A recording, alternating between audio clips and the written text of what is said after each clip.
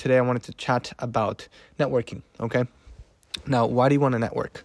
And the power of networking, and how do you network, okay? So I've written a few notes down that I'd like to cover.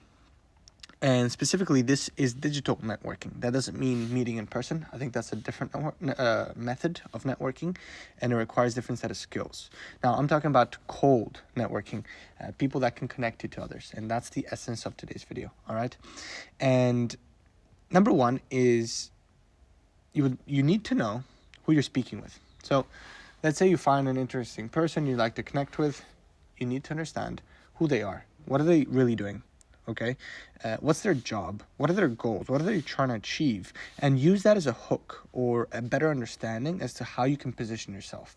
Just like with pitch decks, how you are meant to shape them for that specific investor, you can adjust your cold outreach or your perspective or your message to that person based on what they do, based on where they are, based on what they're trying to achieve, as I said.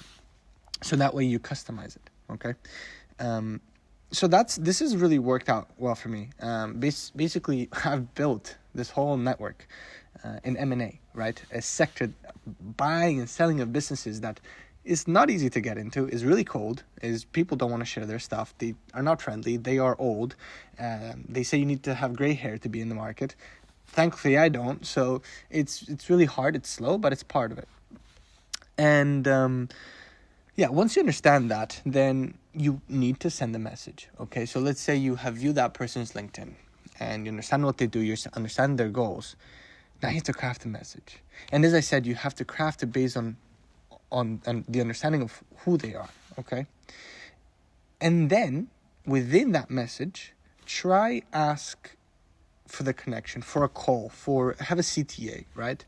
Now this is the first CTA.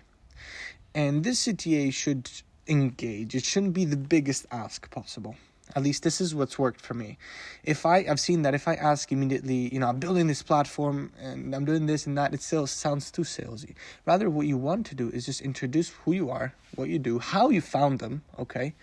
Why you want to chat to them. You're an expert and I'm open to hearing your perspective on this because I'm building this, okay? Understand them and have a very low ask. Ideally, you actually provide value. So instead of saying, I would like to hear your opinion on this, I'd like to exchange ideas on this, right? So you're posing yourself at a specific level that they can actually gain from that.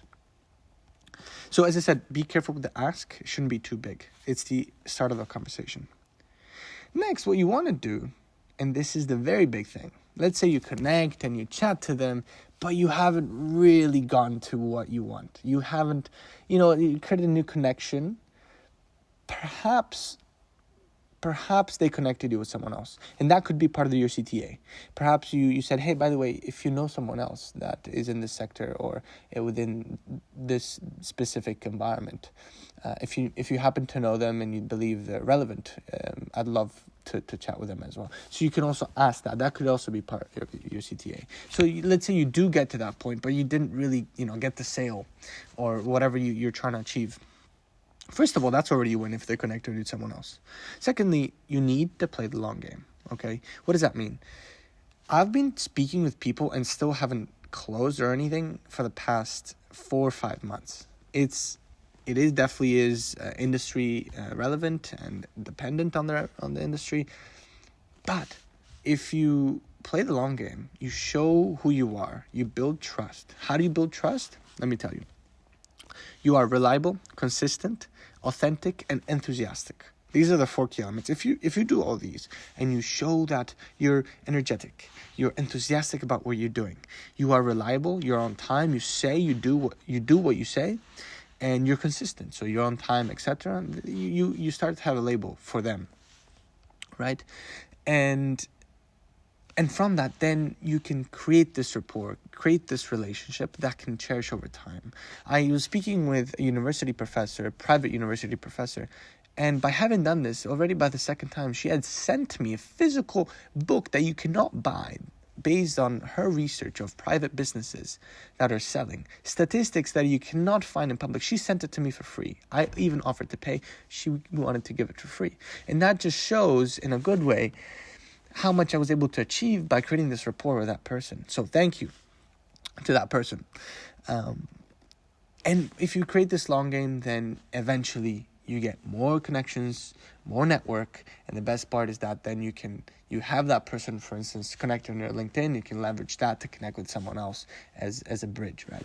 So this is what's worked for me, and the biggest thing is that to not have a really big ask right off the bat. That's very important, and yeah, networking, the digital networking is very different, right?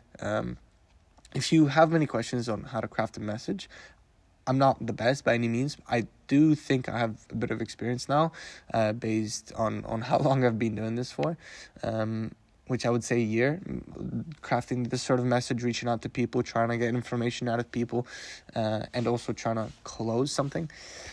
It is not a simple task to get to, so you need to be patient, I believe, and that's a big skill that needs to be mastered there.